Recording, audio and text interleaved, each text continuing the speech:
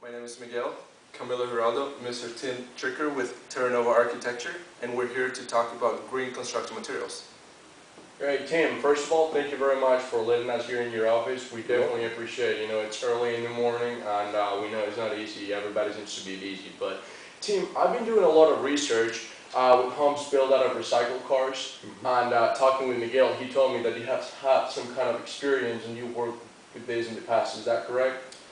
Yeah, I've done about 3 or 4 projects using light gauge steel, and light gauge steel is a product that has a high degree of recycled content, and a lot of that recycled content is actually from automobiles. And steel, as I understand, is actually the largest recycling product in the United States. So it's definitely an up-and-coming part of the construction industry as well. Wow, that's really impressive. What percentage of it do you think will come straight from a car? You know, it's hard to tell how much would come from a car itself. My understanding is that the minimum amount of recycled content in light gauge steel is about 25%, and it goes up from there. And I would think that a bulk of the recycled material is actually going to be from automobiles. Wow. Do you have an idea of, well, based on this, now we know but how many cars plus some stucco, do you have an idea in terms of cubic yards or volume that will take to build a 1,600 square foot home, for example? Yeah, it takes about 5 cars.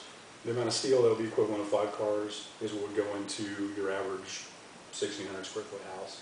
And just to put that into comparison, the same house would take about 40 trees to frame out, and that's about an acre's worth of lumber. So that gives you an idea of how much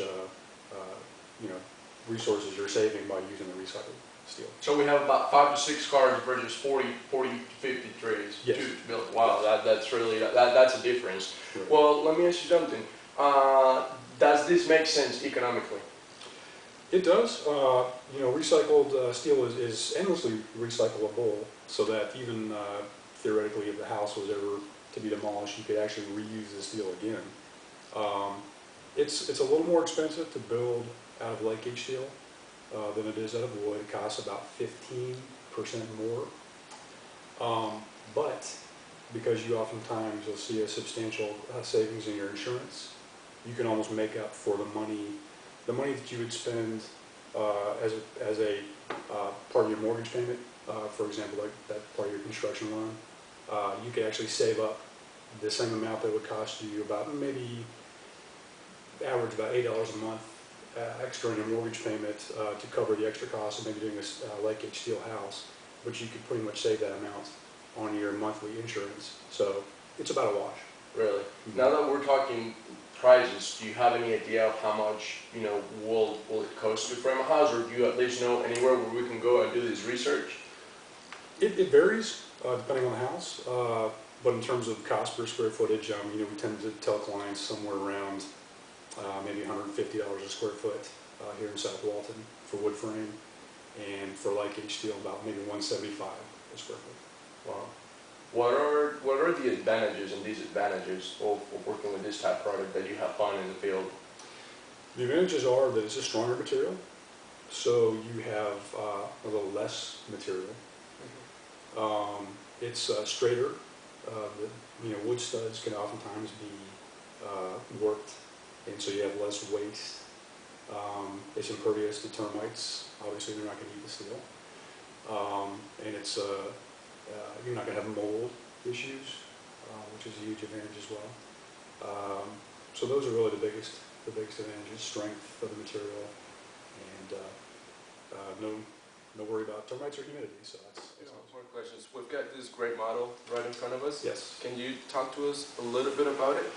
Well, I just brought this out because this is a house that I currently have on the boards I'm drawing right now, and this house is planned to be built using light gauge steel. And this is actually a house that's going in the Virgin Islands.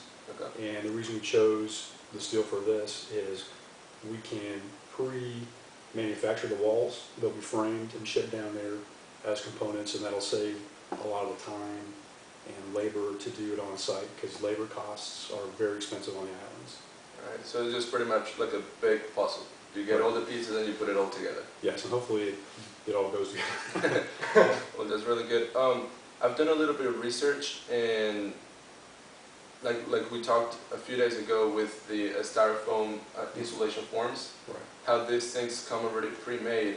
Some people say that styrofoam is not that eco-friendly, Mhm. but the way other people look at it is that it's already pre-made, so you have no waste on site, and it's a lot better to work with.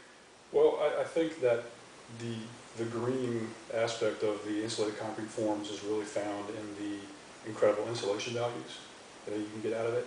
So when the house is done, it tends to be a very low energy using house because of that. So that's probably the primary green advantage that I see. When I've seen your work and your co-workers, what percentage of people here in town locally, when I say locally, Bay County, Walton County, Okaloosa County, are gearing towards green construction? It's still a small percentage. It's still relatively new. People tend to go with what they know, and wood frame is still the most commonly used. But it's gaining a higher and higher percentage of the construction market. So I think we'll continue to see it grow. Construction, it depends, like anything on a project, it's going to be, you have to look at it from the whole perspective. So yeah, a lot of green construction, green materials sometimes can be more expensive. It's just a matter of being smart about your choices. Like I was talking, before about the light gauge steel, the advantages you get on your insurance rates. If you can present something like that to your client, where you give them the whole picture and say, okay, you may spend a little more upfront on the construction costs, but you're going to save on your insurance costs, so it actually is a wash. And then the advantage is you have a green product, which people like as long as they don't have to pay a lot more for it. And you can sell them all the advantages with regards to termites and hurricanes and mold. Then they're good to go. But you really have to look at the entire perspective. Budget on the green aspects, insurance. I really think that's where the future is heading from an engineering perspective. I mean, this world is big, but there's only so many resources, and the population keeps growing exponentially.